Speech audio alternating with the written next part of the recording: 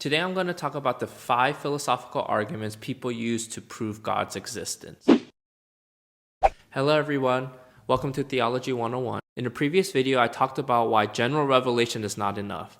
In case you missed it, I'll leave a link for you to watch. Let's jump into today's topic. The first argument is called the cosmological argument. This view says that all of us are like links on a chain.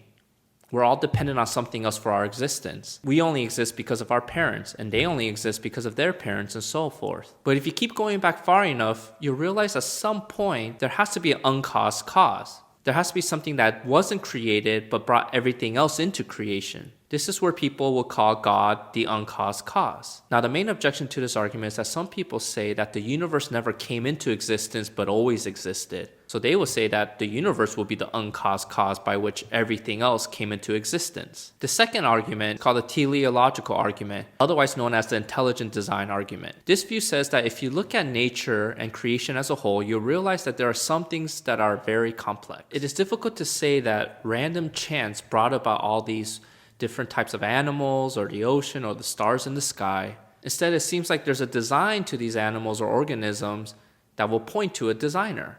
For example, if you're walking in the forest and you found a watch on the ground, either you can conclude that this watch came together by random chance where the wind blew randomly, where screws and metal parts came together and created this watch, or you can conclude that there was a designer, somebody made this watch.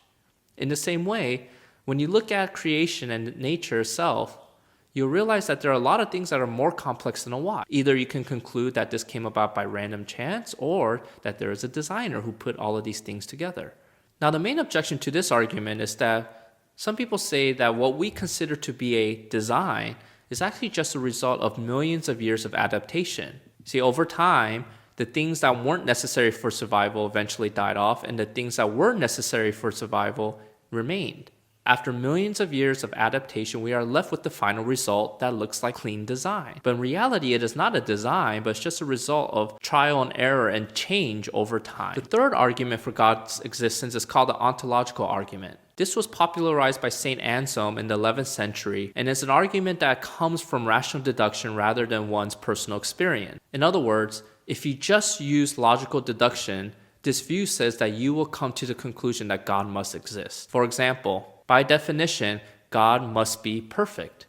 If he wasn't perfect, he wouldn't be God. And if God is perfect, he must have every perfections or every traits that we consider necessary to be perfect. One of the traits necessary to be perfect is existence. Therefore, God must exist. Ta-da! We just proved God with rational deduction. Now, the main objection to this argument is that it's not very persuasive. Also, atheists wouldn't agree with the premises we begin with, because they wouldn't agree that there is a God or there is such thing as perfection. The fourth argument for the existence of God is the moral argument. This was popularized by Thomas Aquinas in the 13th century and C.S. Lewis in the 20th century. If we look around the world, we will see that there are degrees to goodness. But in order to say that there are degrees to goodness, we must first assume that there is an absolute standard of goodness. Because without an absolute standard of goodness, we cannot compare whether something is better than something else. You see, the moral argument can be illustrated with the creation of human laws. Human laws comes into existence based on the people who have the authority to create these laws. Like human laws, there are moral laws by which all of us must follow whether we agree with it or not. But the question is, who has authority to enact these moral laws? The only person who has authority to create moral laws for everybody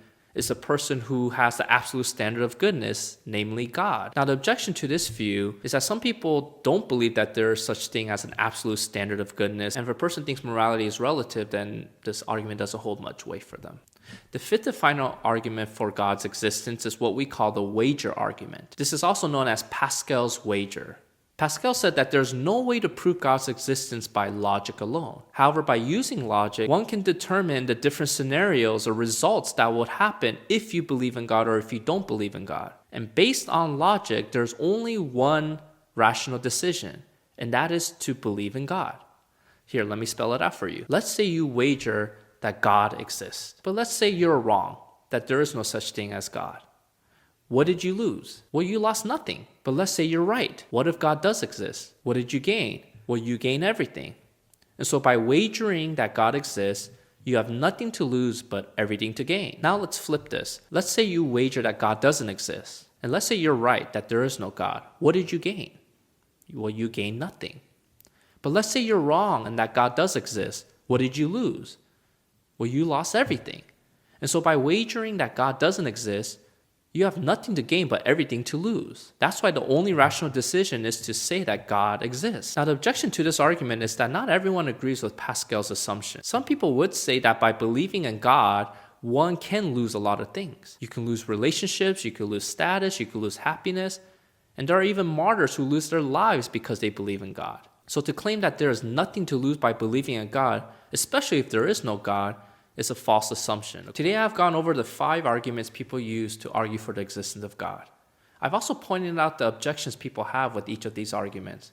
This is to show that there is no perfect argument from general revelation in order to prove God's existence. This is why we need special revelation. And if you're wondering what special revelation is, well, that's a topic for a future video. If you found this video helpful, please like it and share it with a friend. And until next time, see you.